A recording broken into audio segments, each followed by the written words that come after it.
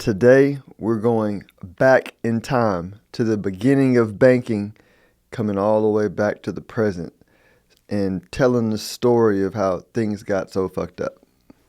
Let's get into it.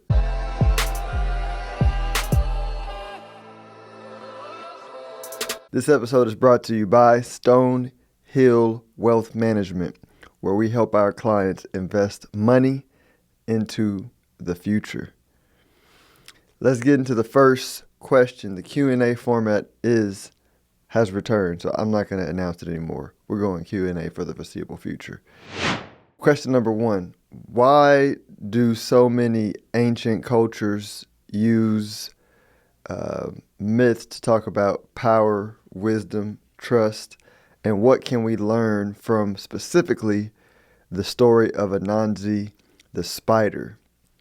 So those who listen to the show know that I like to anchor wisdom in ancient truth, right? And I tend to use the Bible because those are just a lot of the stories that I grew up on.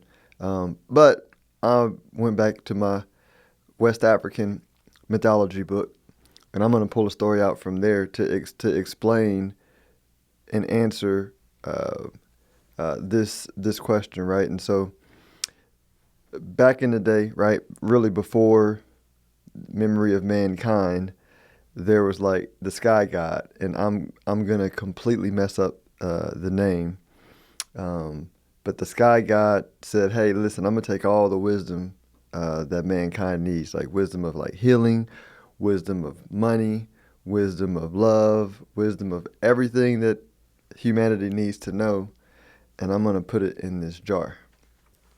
And I'm going to give this jar to supposedly my servant, Anansi the spider, right? And Anansi was a clever little spider, right? He might be a similar character to Loki, if you're a Marvel or Greek mythology reader. But Anansi said, "All right, cool, thanks." And then he was supposed to take it down and to Earth and give it to mankind. But Anansi got greedy. Anansi said, "You know what? I think I'm going to put this at the highest point, this very high tree where humans can't get, and I'm going to hold it for myself so that I can have all the power." But the problem was he was trying to carry the jar up the tree and kept falling. And then his son looked up there and said, "Hey, Pops, why don't you turn it this way, put it on your back so we'll stop having you stumble in the front?" And Anansi got mad. I was like, he don't even have the wisdom, right? I got the wisdom, and he telling me what to do, and he's right. And he got upset and dropped the jar, and it shattered on the ground, and then it dispersed and spread through the winds, through the water, through the trees to mankind, and they got all the wisdom that was meant for them, right? So what does that mean? Right? And why do so many ancient cultures, have these sort of stories embedded in them? And specifically, I'm going to talk about money in the context. What happens over and over and over again with mankind is we create a system that is, in this example, prosperous, right? For a system to spread, it needs to be rooted in time-tested, what we call divine truth, right? Wise truth, right? So think of the current capitalist system. It was anchored on gold, right? And circulated by trust, and the money was circulated, or paper notes were circulated by bankers, who would hold the gold and maintain the trust of the system, right? That's how system worked. It spread, right? The best system is going to win, right? But over time, Anansi creeps in to the minds of the ones that are supposed to protect the system, that were given the gifts of the wisdom for the system, and they begin to try to hoard it for themselves. And, right, there's larger cycles, smaller cycles, but the point is, the hoarding doesn't last, right? Eventually the jar breaks and the power gets distributed back to the people and the people who understand. And so we're going to go deeper into that and how it ties to Bitcoin. Question number 2, how did early money systems mirror natural law? And why was gold such an important anchor for trust? So I mentioned in the last question, the early systems would anchor to gold because what wise builders of systems understand is humans are going to human, right? Meaning like humans are going to be in good moods or bad moods, or said a different way, secure moods or insecure moods. And the moods are what moves the mind of men. And so in order to not affect the minds of men and the moods of men to affect a system, you have to create accountability around the system, right? And what better accountability than anchor a system to something that the natural like timing or rhythm or the system operates by nature or God.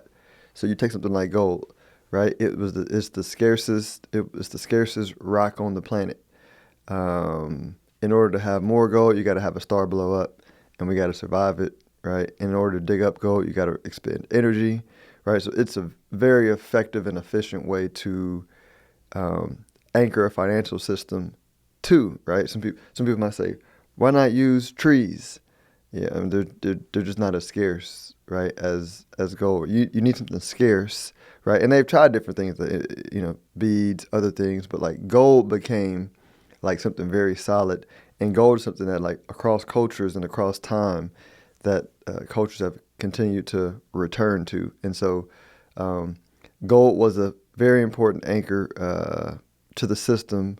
And back in the day, a lot of the culture was not so unbalanced in their thinking, meaning like you hear about the East or the West or right brain, left brain, spirit versus science. Like the older cultures that birth civilization and that maintain relative harmony, peace, and prosperity, they like blended the two, right? Everything that we experience is a fight between the two. Spiritual people say science is stupid. Scientists don't believe in spiritual people, right? The balanced perspective is one that allows for the Renaissance, the Enlightenment, the age that we're moving into now, where you have a lot of folks that are blending the two to create this new civilization. And so so gold in their mind too was like a spiritual thing, not like some woo-woo mystical thing, right? It was spiritual because its clock or its scarcity was managed by the invisible forces of the universe, right? And so that's why it was such an important anchor for a trust, right? Practically, it kept humans accountable. And spiritually, like we intuitively felt the connection to God through this tool. Number 3, when did the Anansi spirit first creep into modern banking, and what happened when central banks began to replace natural trust with man-made control? I want to get my dates correct on these so I can be very accurate, but you see central banks all throughout the Western world, and they popped up different time periods, but each time they pop up, it was always the same aftermath, right? So Bank of England, and this is going to be relative to the Anansi spirit creeping in, right? And the Anansi spirit is a spirit of like hoarding and not distributing, what you would call centralized control and corruption, right? And again, I said in question number 1, the bankers were the people that were given the trust of the information, right? Information being the monetary system, right? Monetary system is a flow of information, and the bankers were the guardians, right? So the Anansi spirit began creeping in whenever central banks began to be introduced, right? And again, not all central banks were introduced at one time. I'm going to walk through the different starting points for the major ones, right? There were ones before, but I just want to give like the major ones in recent history. So Bank of England, established in 1694, and it was formed to fund war with France. It pioneered the use of government debt to finance endless imperial wars. Inflation and rising taxes fell hardest on the common people. So you'll see if you do your study, you didn't really have like taxes and inflation aggressively before central banks, right? After the central banks, it allowed the governments to print money at an aggressive rate, and not, and that was stealing from people who saved in the currency of the country.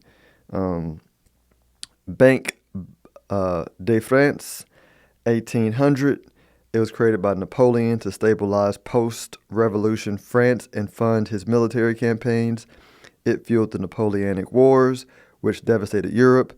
After his fall, the country was crushed by reparations and hardship, and France's finances really haven't survived, right? The only way that France stays propped up is because they steal resources from African countries in this whole jacked up financial system that they use to enslave African countries. And that could be like a whole podcast series, right? We got the Riksbank, 1668. That was the world's first central bank, used to stabilize currency, but also used to fund Sweden's military. It backed the Great Northern War, which Sweden lost.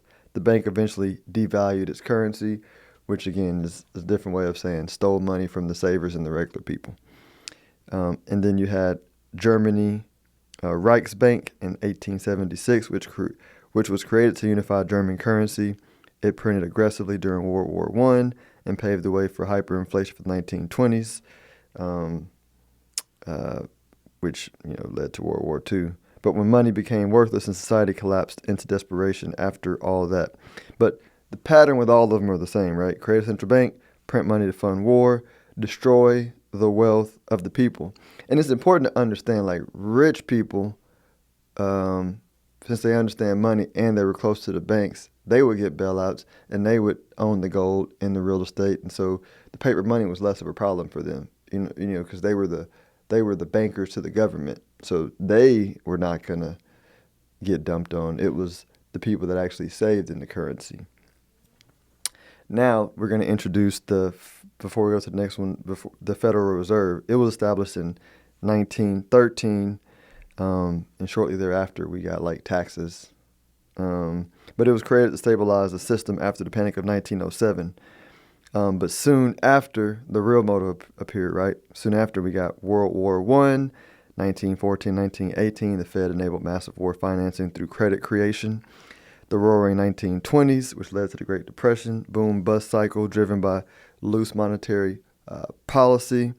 The World War II, 1939 to 1945, even larger debt, more centralization. 1971, the U.S. cut the tie completely to gold, which ended money's connection to natural laws, right? And so, like, this is not like conspiracy. This is not superstition, right? These are like, go look when the central bank was created, and then look at the destruction afterwards. Like, it's just obvious. The further detached you are from natural laws, the more wreckage. Let's say it a different way. When you look at psychology, right? Internally, our mood generates the thoughts we think, right? The mood, right? If you're angry, you're going to see something and you're going to generate angry thoughts.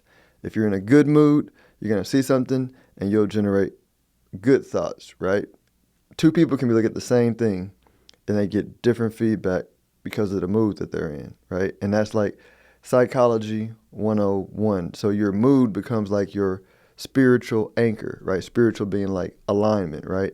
And so the further you are from like what I call the natural spiritual mood, like being in a good mood is natural, right? Look at a kid, look at a child, right? Kids are naturally in a good mood.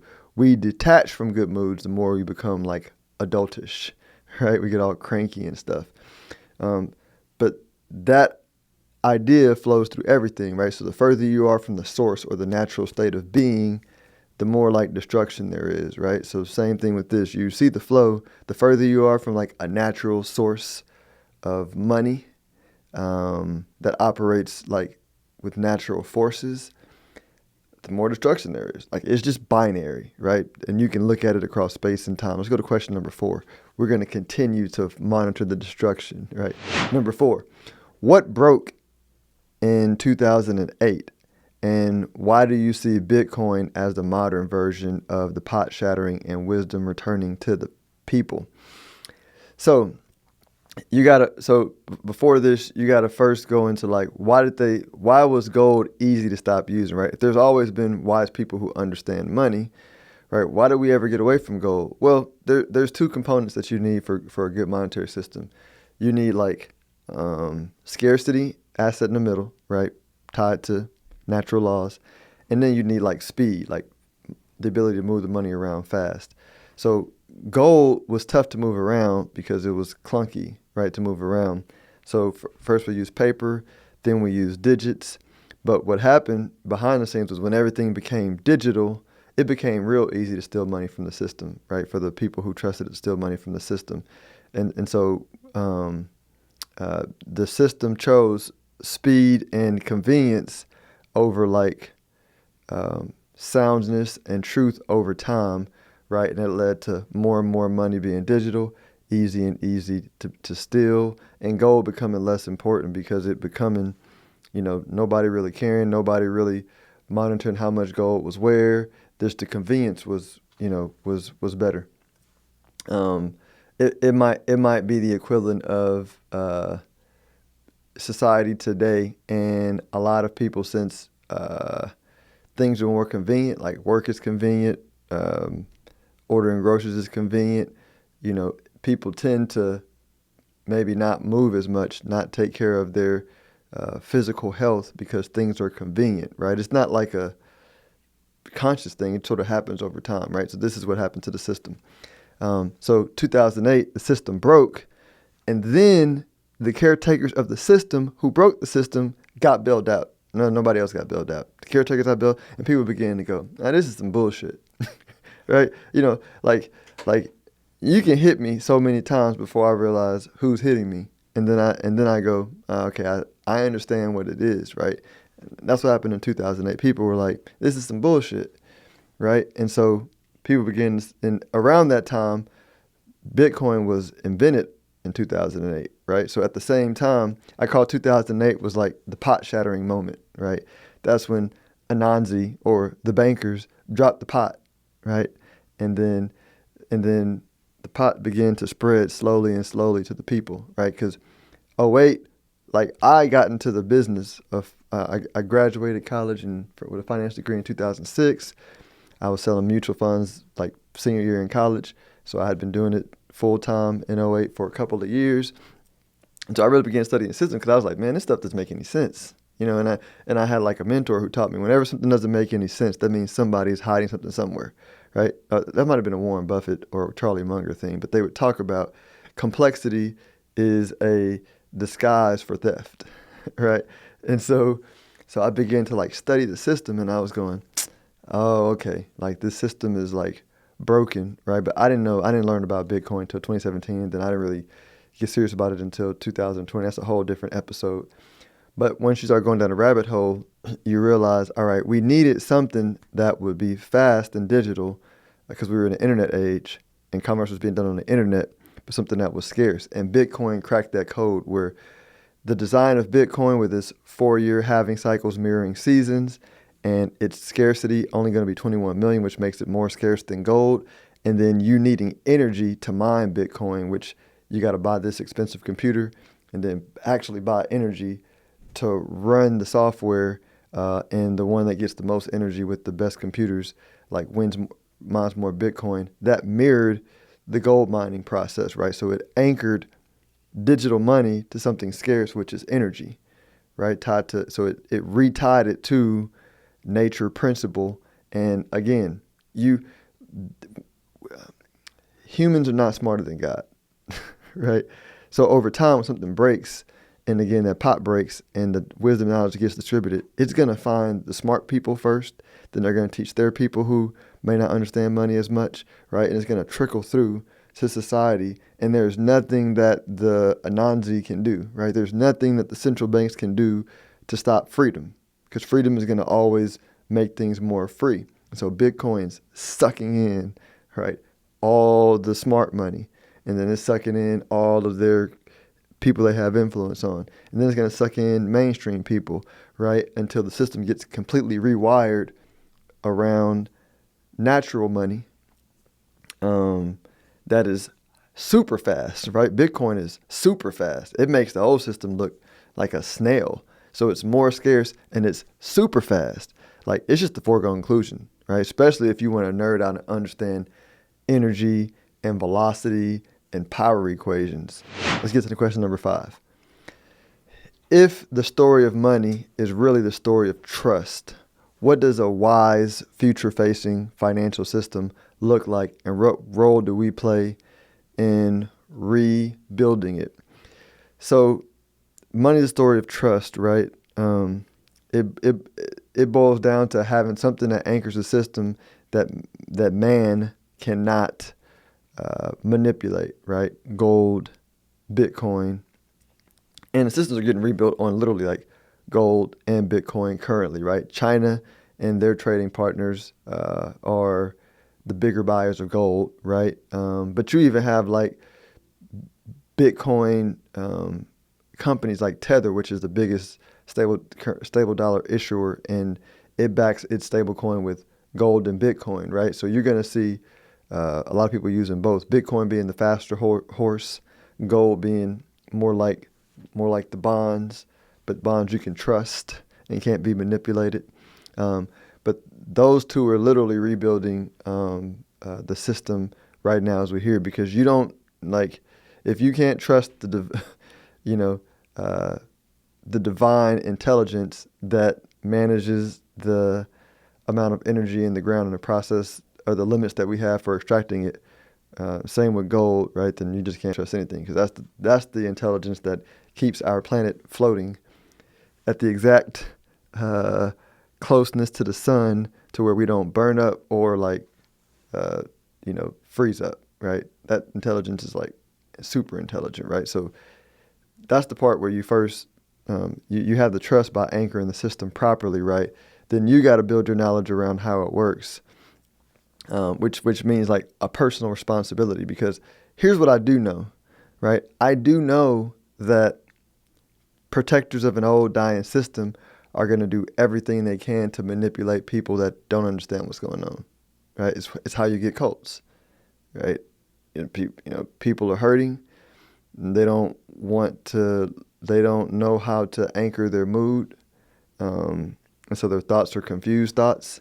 And then you got cults that prey on that, right? And take their money and take their resources and do that. Like, that's going to happen in money. And there's nothing that anybody can do to stop it outside of like live your life, apply it for you, maybe teach it, but people got to be ready, right? Because going back to what I said in the beginning,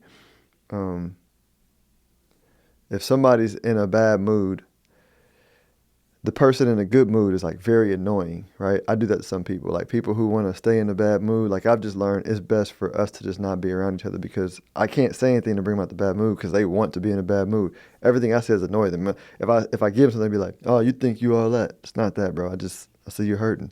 I would just love to help you. But if you want to be an asshole, like, stay in your shit. You know what I'm saying? So you just learn that the best thing you can do is to like embody it, and then people will get it when they want it.